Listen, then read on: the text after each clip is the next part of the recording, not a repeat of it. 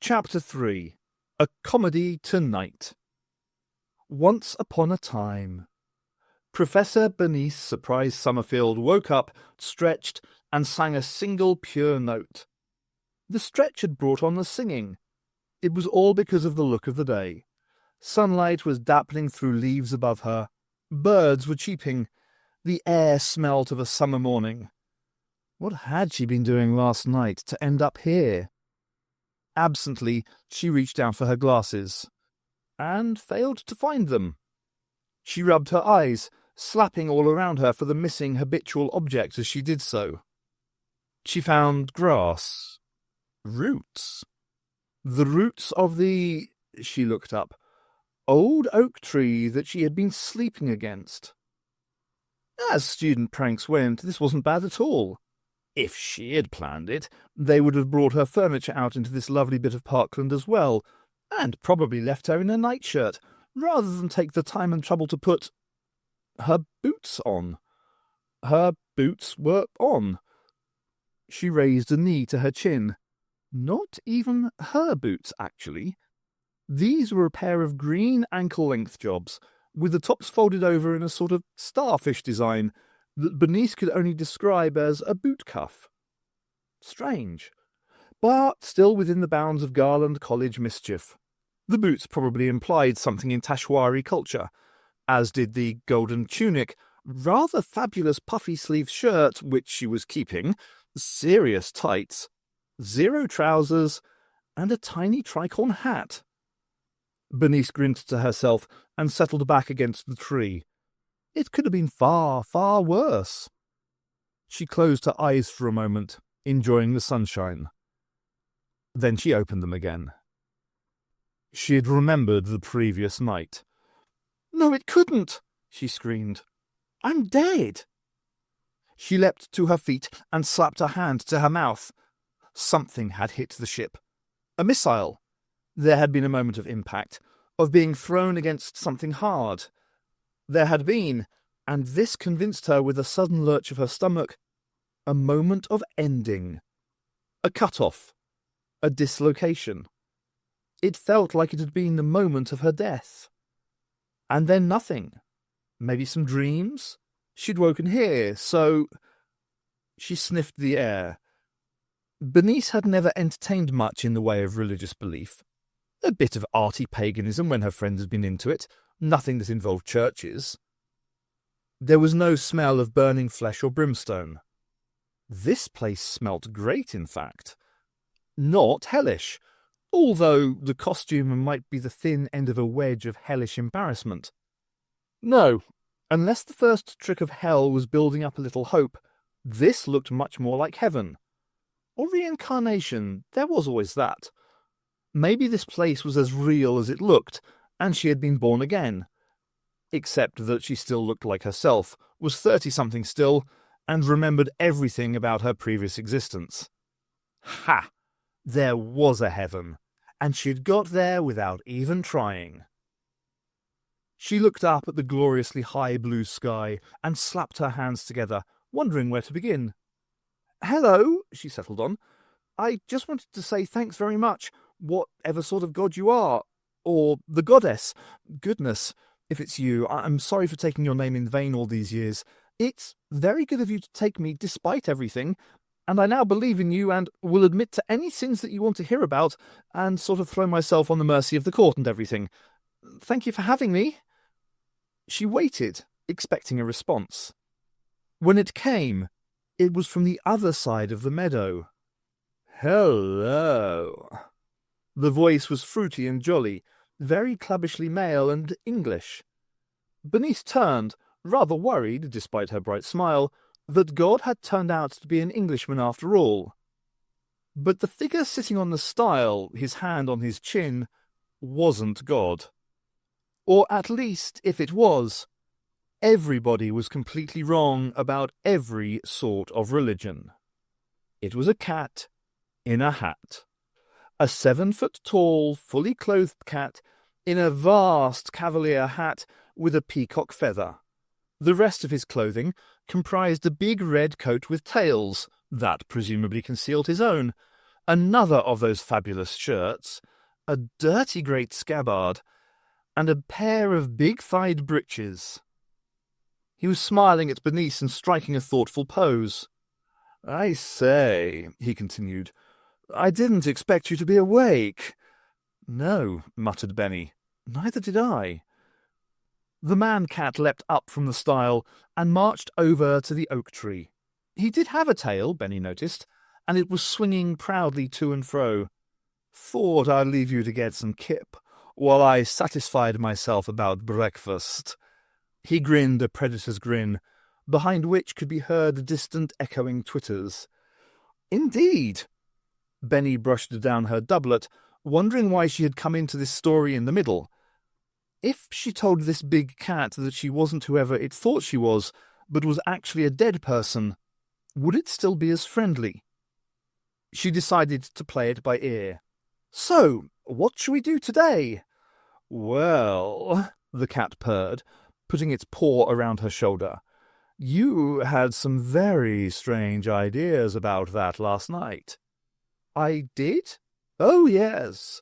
Before you fell asleep, you said to me, Woolsey—" "Woolsey?" Bernice was startled. "Cat and person heaven at the same time sort of thing, then? In period costume?" But it was him. She could see that now. His colouring was exactly right. He had that little dent on his brow where he had leapt at a hollow recording of one of the three-pronged tenors, hoping to carry the little Italian man back to his basket and eat him, but had instead just bashed his head on the player unit. "Yes, my dear, Wolsey. Who are you expecting? Michael Aspel?" "Who?" "Oh, you have had a rough night. I'm Wolsey. Wolsey, your oldest, dearest friend. Listen." The cat leant on the tree and picked his teeth with a flourish of his claws. "I'd do anything for you, you know. Anything." Bernice was about to answer that she didn't doubt that when, to her surprise, Wolsey started to sing. "I'd do anything for you, dear, anything for you." Bernice could only gawp as her former pet swung himself around and about the tree, hopping up into the lower branches, giving sly little waves to birds in their nests, singing all the while. At the end of the song, he dropped onto all fours beside her, rubbed himself against her legs, which was in the circumstances thoroughly disturbing, and bounced up into an ornate hat-doffing bow. Bernice clapped a little to make him feel appreciated. She wasn't used to her associates launching into production numbers offhandedly. "I believe you, Wolsey," she told him, wondering if she could somehow discover just what was going on here. "So, if you'll do anything for me, tell me this. What strange ideas was I entertaining last night?" "Why, you were ready to give up all thought of becoming Lord Mayor of London." Bernice found herself smiling in a rather dangerously giddy way. "Surely not." You laid your little head down on your little sack, gave a little sigh, and told me your little ambitions. To go back to home and hearth, never more to a roving Little sack? Bernice glanced at the tree, and saw that there was indeed a little sack, more like a violently spotted handkerchief, attached to the end of a long pole. She unwrapped it, and found a stale sandwich and some sweets. She threw away the sandwich, and threw back the sweets. This was definitely a sugar comfort disaster moment. "My packing skills aren't what they used to be, I see. All in all, I am not what I used to be." "Nonsense, Dick, old chap. That's what I was trying to tell you last night." Bernice spat out a sweet. It hit the tree. "Dick? Chap?" Wolsey chuckled. "Listen, when I get together with other cats, usually ones whose owners have done terrible surgical things to them, they tell me that you, master, are lucky to have a Wolsey. No, I tell them, it's me who's lucky. I'm lucky to have a—" Bernice interrupted. "I'm a boy, am I?" Wolsey laughed and thumped her on the back. More of a man now, you lively larkish lad." Trying not to look as if she was doing it, Bernice gave an experimental little shake of her hips. Anything was possible, but, thank heavens, no. She leant on Wolsey's shoulder in relief. "I think you're just a little bit luckier than I am." "You seem in higher spirits now, master. Tell you what, look over there." He pointed a claw past a tree. At the edge of the meadow stood a white-painted signpost, one of its branches reading, "To London." "Let's give it one more try, eh?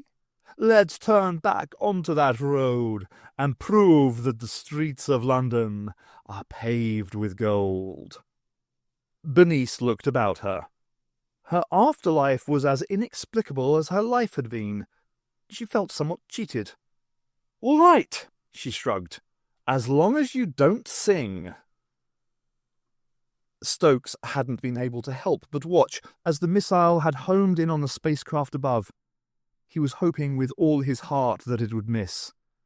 One little star connected with the other. There was an explosion that lit up the entire sky, causing Stokes to fling up his arm to save his eyes.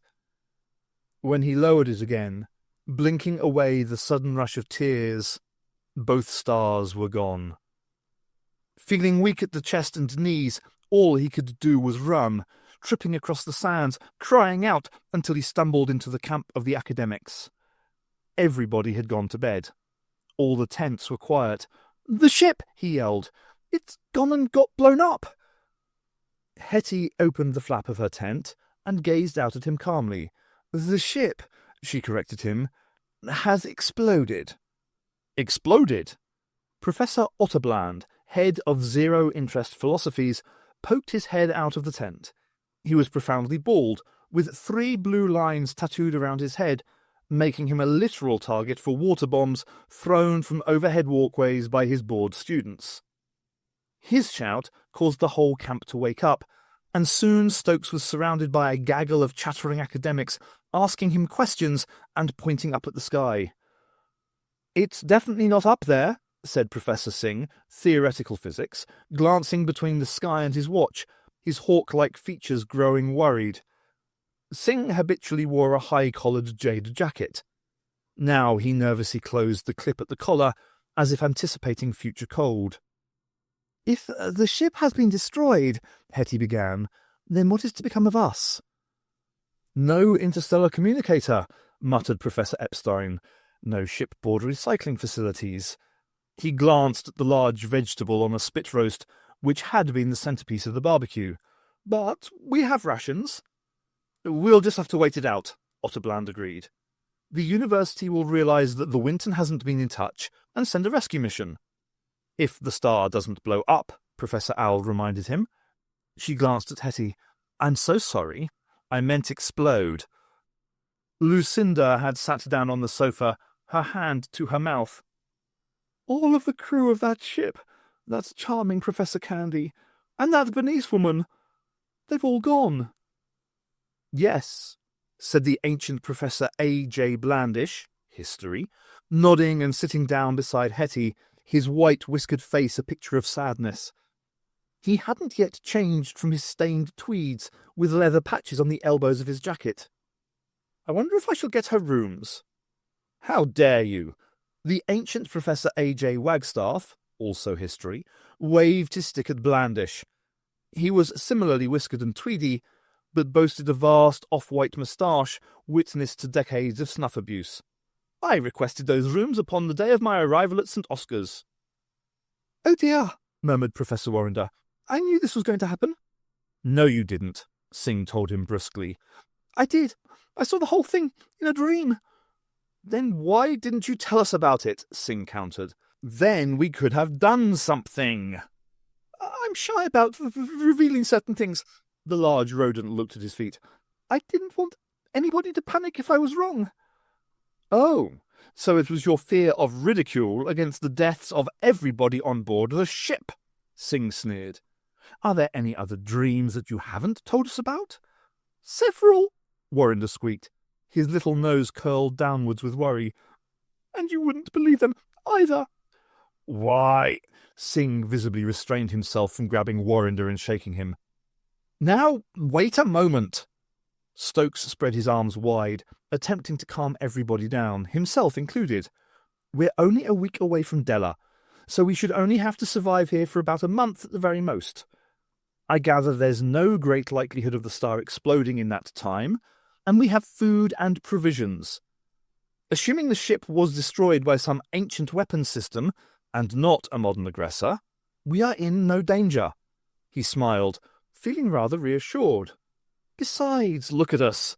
We are the cream of academia, with doctorates in virtually every field of intellectual endeavour. If anybody can survive on a hostile and unknown alien world, it is us. We, clucked Hetty.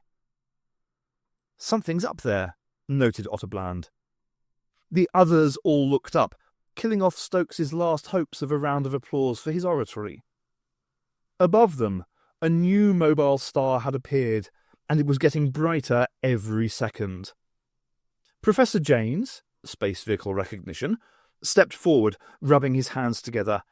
He was rather younger than many of the other professors, an eager-looking bespectacled boffin with a messy ginger beard. Okay.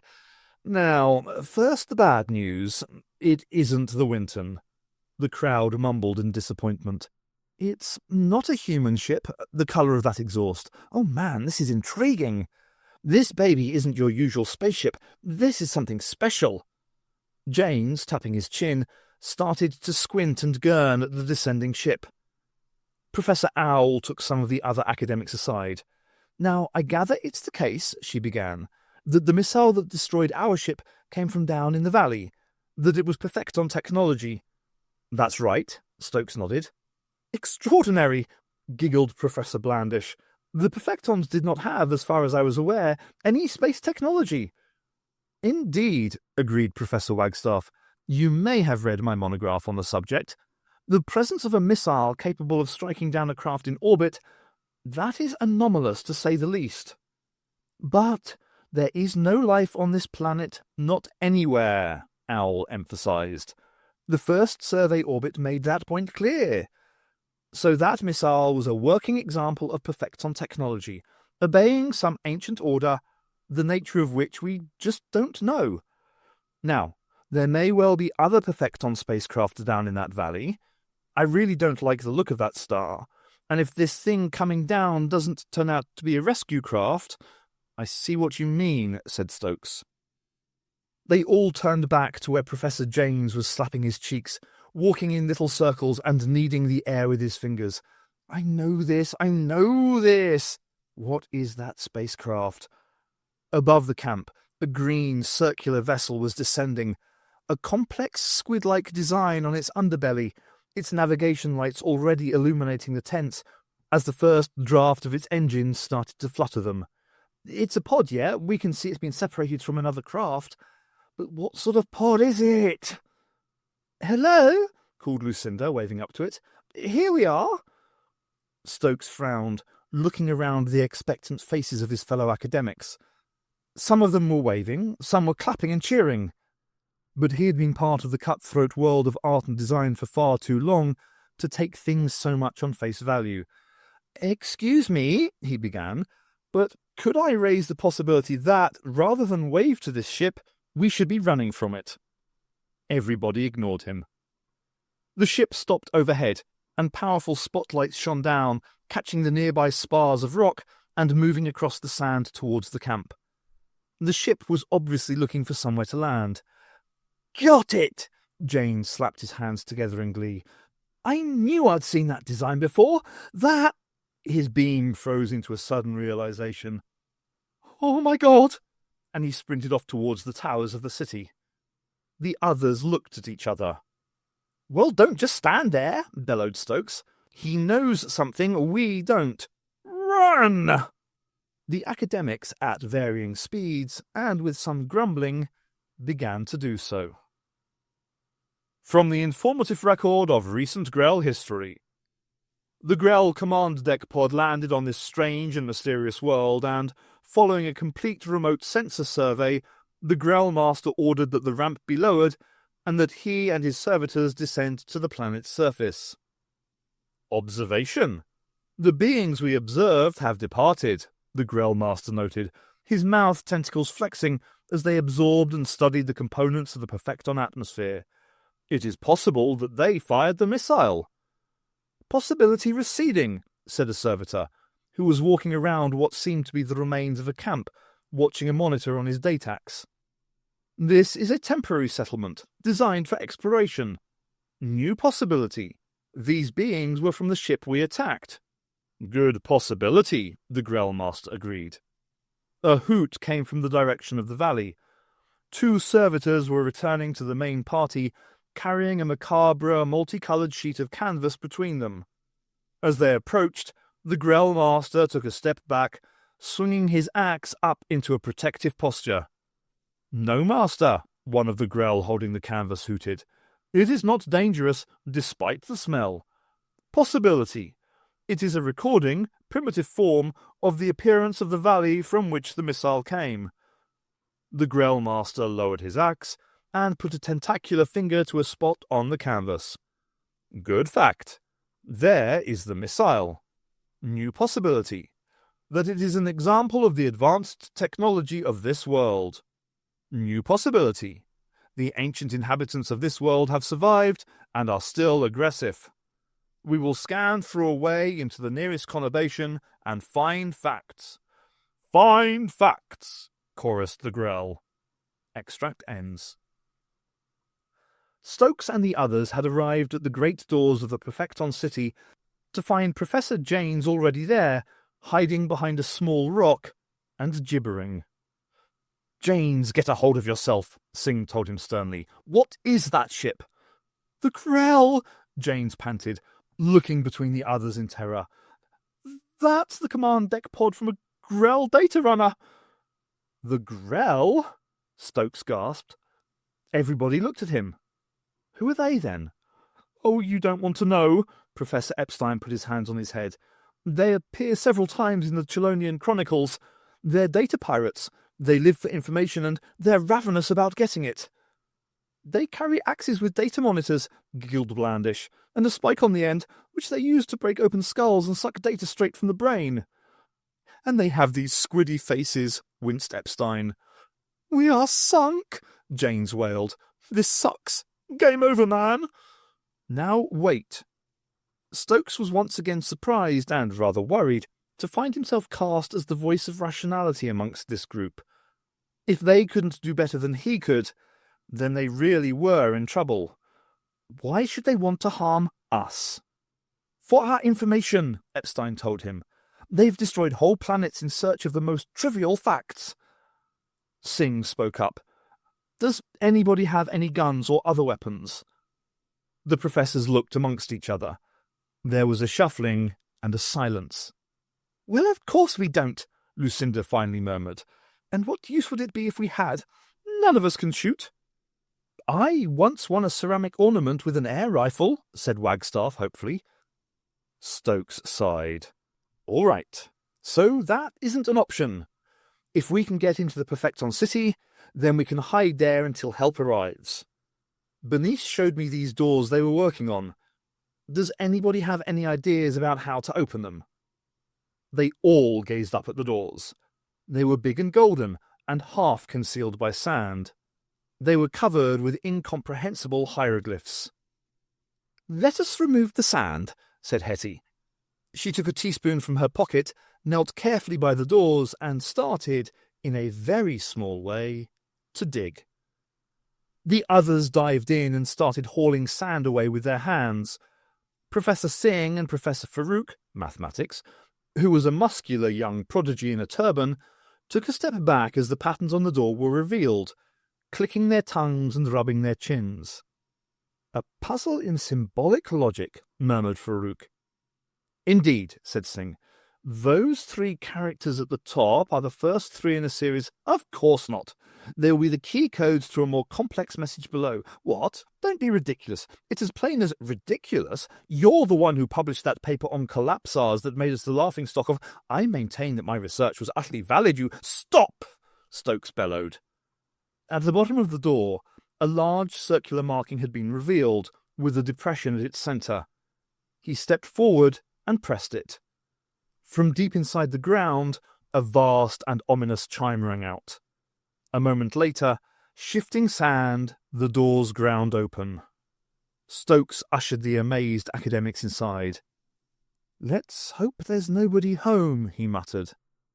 "There is, you know," squeaked Warrender.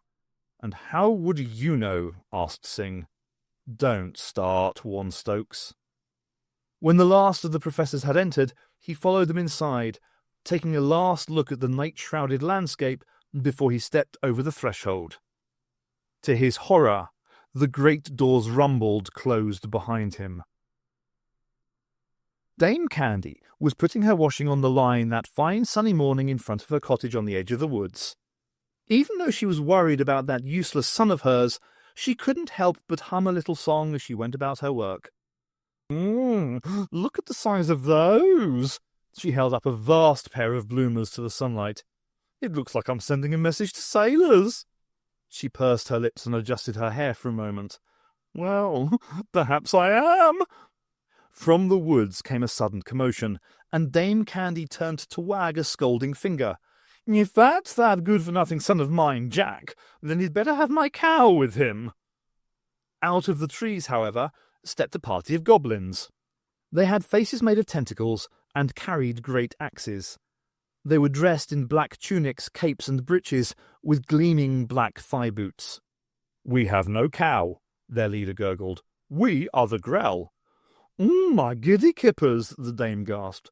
"I haven't seen a sight like that since I popped round the back of the fishmonger's trolley and had a look at his buttered place. What do you lot want here, anyway? Disturbing a beautiful young woman's underwear?" One of these Grell stepped towards her, brandishing his axe. "We must know where we are. What planet is this? Have we travelled through time? How did we come to be here? What are these strange garments that we are wearing?"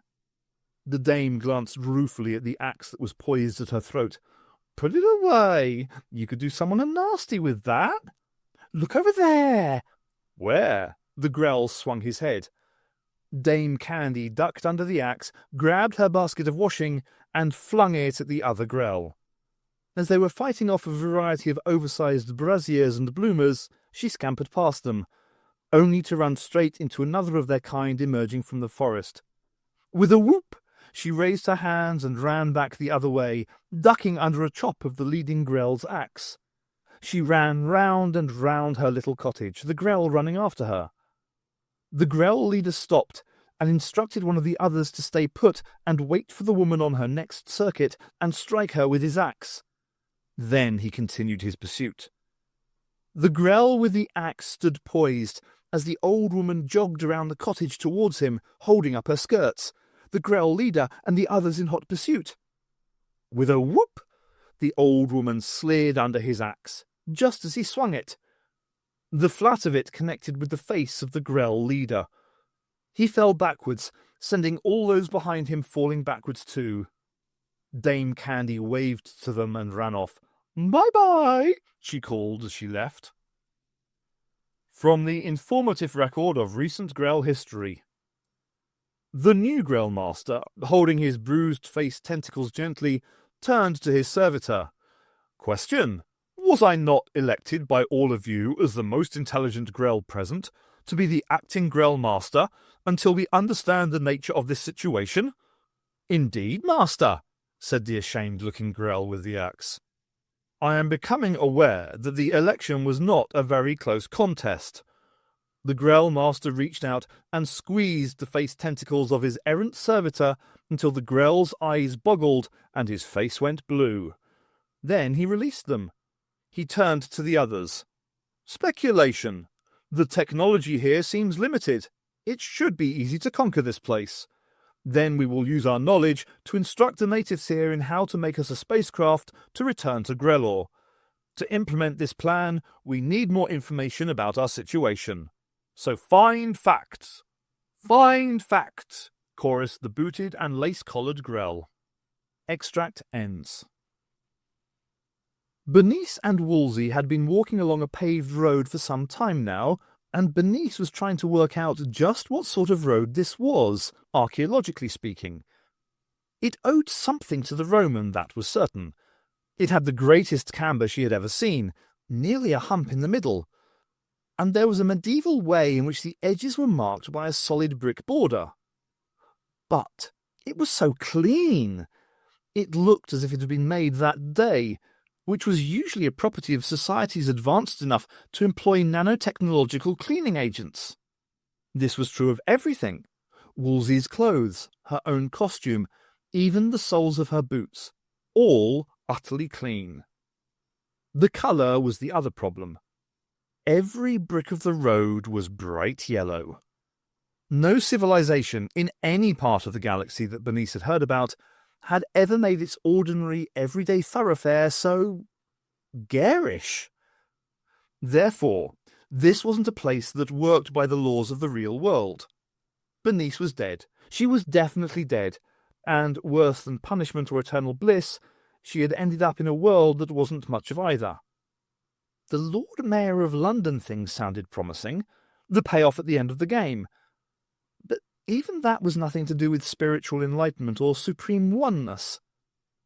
Bernice Summerfield had died, and discovered that the afterlife was a theme park.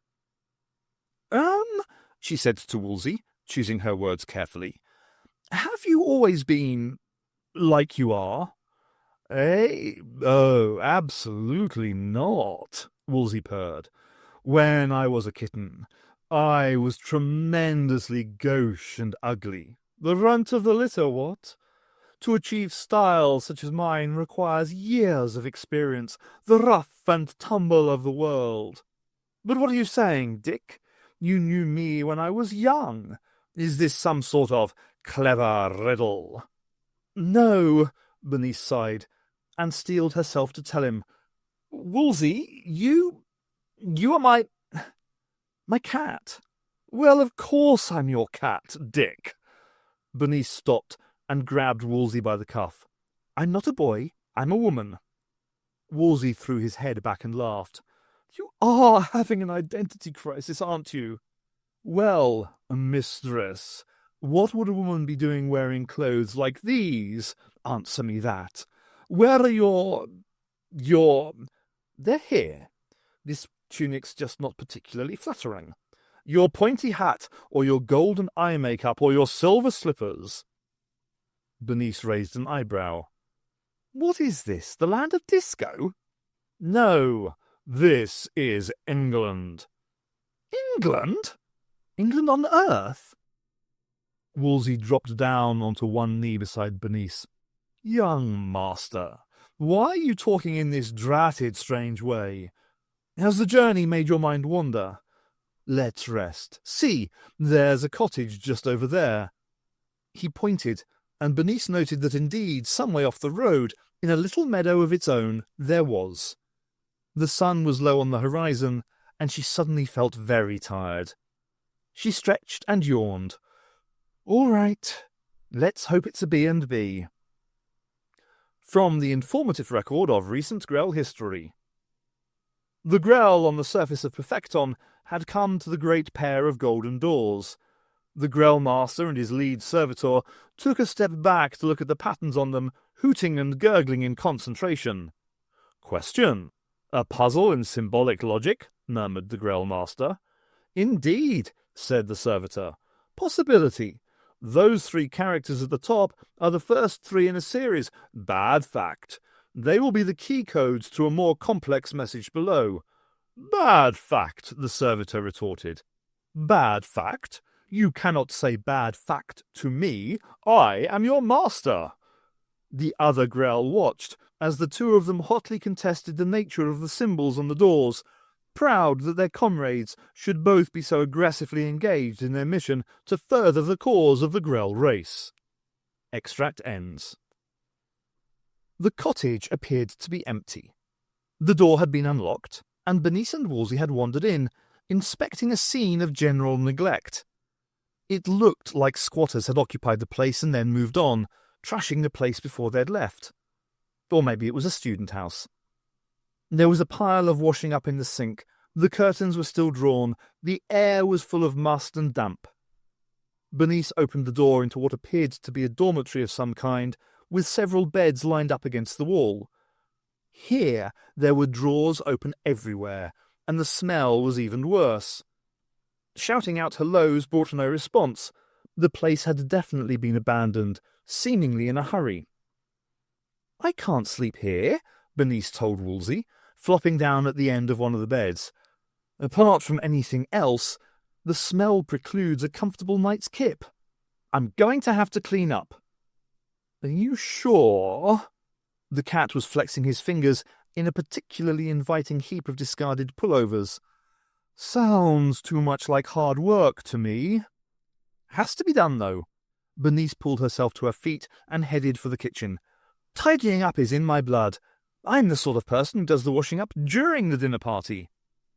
"Suit yourself," murmured Woolsey, curling up on his woolen bed.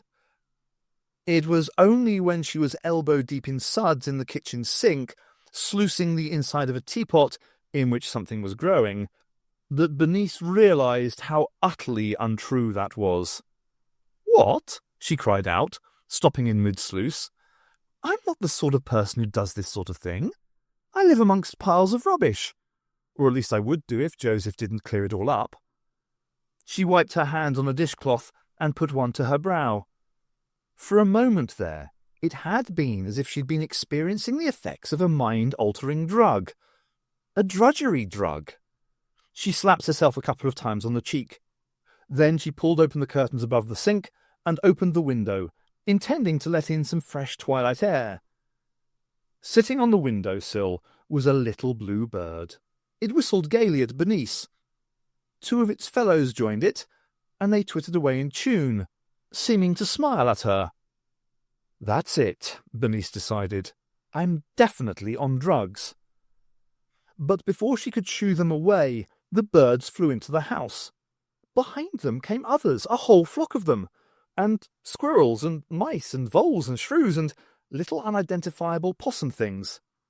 Bernice shouted at them to stop, to go back, that the house was in enough of a mess as it was. But they wheeled and rushed about the kitchen, then headed all over the house. They were chittering and twittering, Bernice realised giddily, in tune. And then they were opening the curtains, dusting the surfaces, dropping things back into drawers and closing them. "Ah!" Bernice held on to a pillar for balance as a group of robins carrying dirty teacups swept by, and an otter bound the discarded newspapers with a recycling ribbon. More birds were dropping squirming goldfish into the sink, which was frothing up as they scrubbed their hard scales against the pots and pans. She sank to her knees and started to gently knock her head against the post. Afterlife, dream, psychotic episode, drug fantasy, whatever, this was just bloody out of the question.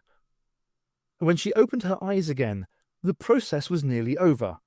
The cottage was spick and span, everything was gleaming, and the little creatures were scampering out of windows and doors. A ferret stopped to tie a rather sweet red ribbon into Bernice's hair, then followed. Shakily, Bernice got to her feet and waved a limp wave to the ferret as it vanished. "Thank you, my little friend," she whispered, turning towards the bedroom. "It's time for bed. I'll wake up back at the exploding ship, hopefully." She managed to slap one shell-shocked foot after the other into the now gleaming bedroom and past Woolsey, who was still curled up on his pullover, the only item of clothing that was still out of place. "I had the most wonderful dream," he mumbled, tiny feathers and bits of fur drifting from his teeth. Bernice tried to lie in one freshly laundered bed, but found that it was much too short for her. So she pushed 3 of the beds together and lay across them. "Laundry?" she thought as she drifted into the blissful release of sleep. "What sort of small creature does laundry? Never mind. I'll wake up, and this will all have been a dream, and I'll be back on the ship, and the explosion will have been a dream too, and I'll not be dead." And soon the only sound in the room was that of 2 tired and strange creatures sleeping. Stokes and his fellow academics had wandered for an hour through a maze of tunnels, everybody keeping together by holding one another's hand. That had been difficult to organise in itself, various professors complaining that they ought to only be holding the hands of those at least equal length of tenure and seniority.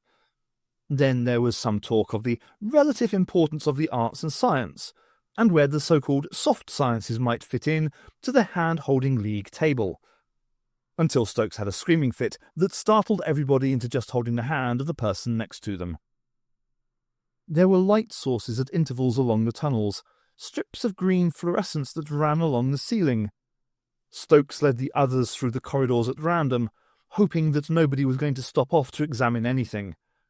Finally, there was a light at the end of the tunnel. Green light. It was coming through a translucent door, and again it was covered in a series of incomprehensible symbols. Stokes, aware of the weight of the academics who were about to arrive behind him, picked one of the symbols randomly and struck it. The door swung upwards. They entered a large circular chamber. Around its walls were placed a series of screens, and in front of those screens were rows of chairs and lecterns.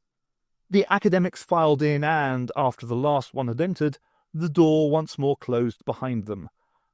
Stokes was relieved to note that there were many other doors around the room. "Chairs!" exclaimed Professor Epstein. "So the Perfectons were humanoid. They need to sit down." "Oh, so do I."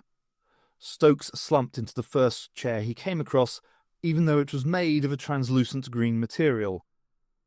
A light came on in the screen in front of the chair, and then the whole area suddenly lit up. Stokes leapt out of the chair again, and the lights went off. Gingerly, with the professors egging him on, he sat back down, and the lights returned. "Very hospitable," said Professor Singh. He glanced sidelong at Warrender. "Got any particular feelings about this room, have you?" "No," squeaked the Pakar, who was still looking very nervous.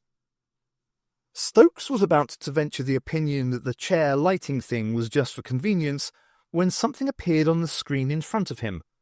A fast-moving green dot. He looked at it, and it exploded.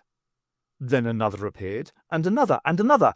Several of them exploded. Several whizzed off the other side of the screen. A series of stable red dots appeared along the top. Stokes suddenly realized what was going on. Hey, if I concentrate on these dots, they explode. It's a game. Rather like mental clay pigeon shooting. I found something similar. Otterbland had sat down in front of another screen on the other side of the room. On this one was a single large green dot. It was getting larger all the time. The academics, Stokes included, moved to watch this new game. It's like mental wrestling. I'm trying to push this dot back by force of will. He frowned, and the dot got slightly smaller. Then it grew again. Then it grew suddenly much bigger. Otterbland leapt out of his seat with a cry, and the dot vanished. "Hey, that one could be dangerous," said the Janes. "Indeed." Hetty sat down before anybody could stop her, not that they would have dared. The dot on the screen appeared again and rushed towards her, increasing in size as she fumbled for her glasses. "I really do think—" began Stokes. "Hush!" Hetty shoved her glasses back on her nose and concentrated on the dot with all her might. The dot halted, vibrated, then shrank to a point and vanished with a popping noise. "An amusement for children," Hetty concluded, rising. "It looked so simple," smiled Lucinda. "I mean that you made it seem so." "So, the Perfectons were interested in psychic technology," mused Warrender. "It's probably just an advanced series of body sensors in the chair," said Singh. "Nothing that we couldn't have put together in the lab." Another argument about the validity of psychic phenomena was about to break out. Stokes didn't have the vast intellectual curiosity that might keep the others here even in the face of impending danger, so he walked away from the group to calm his nerves, making his way to a table-like green pillar in the centre of the room. As soon as he touched the table, Objects appeared on its surface, scattered there as if left behind by a child after play. They'd faded into vision with no more ceremony than if they'd been thrown there. One of them was a gun. Bernice and Wolsey were asleep. The sound of distant singing did not wake them. Neither were they woken as the singing grew louder. The noise of many picks, shovels, and sacks being thrown aside in the garden did not rouse them from their slumbers in the slightest. They were not even disturbed by the sound of a key entering the lock of the cottage door, or by the small, resolute yet tired footsteps that made their way towards the bedroom. Even the little gasps and whispered conversations of those that found them didn't wake the two sleepers. Their shadows loomed over Bernice's head. A hand reached out to touch her hair, then withdrew when another slapped it. Stokes had always had a problem with guns.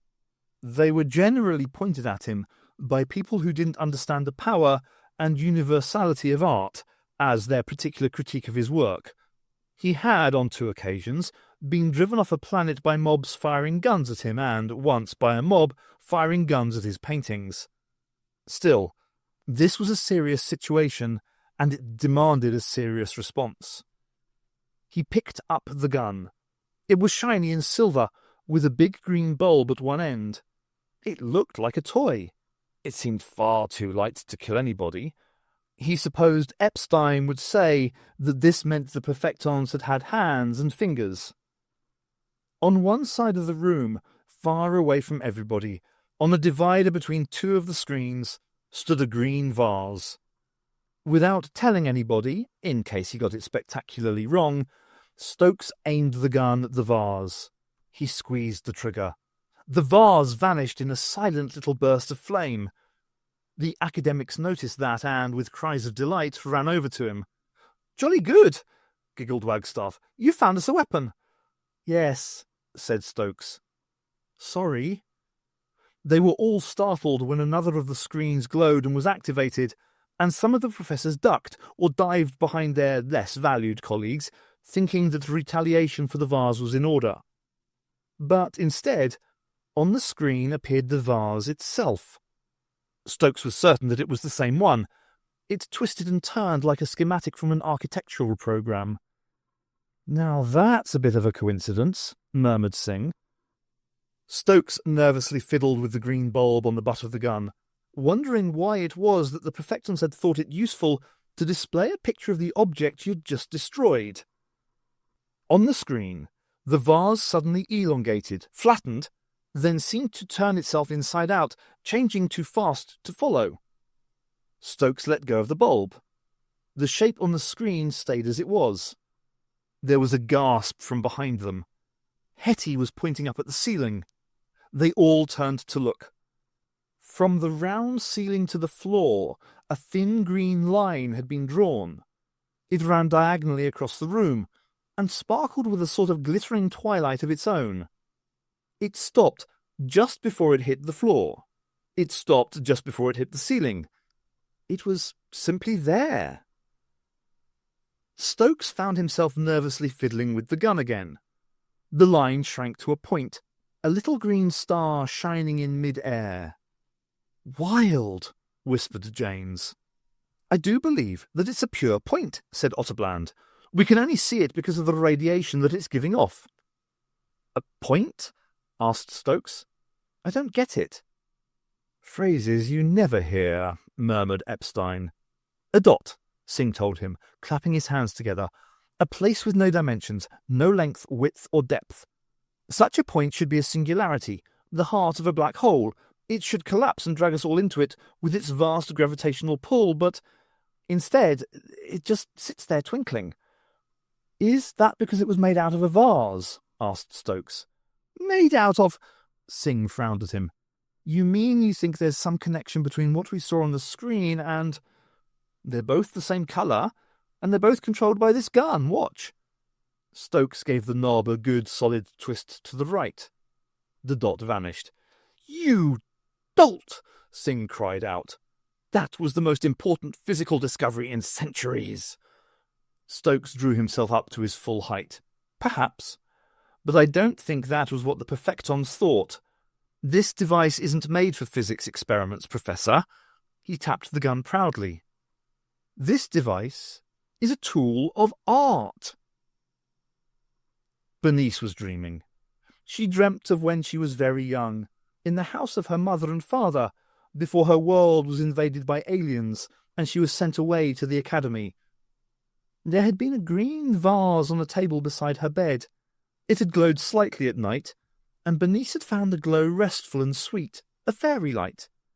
She had kept things in the vase, sweets and letters, her first diary. She was going to be back up in the ship when she woke up. That was where she was, or dead, but you couldn't wake up dead. She was being shaken awake, obviously by Doran, haha. She laughed and reached out a finger to touch his nose. The finger closed around a piece of hair. Bernice curled it and then playfully tugged.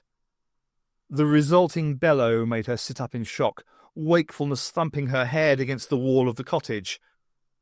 She was still in the cottage. Around her bed stood 7 very small people, one of whom was clutching his chin in pain.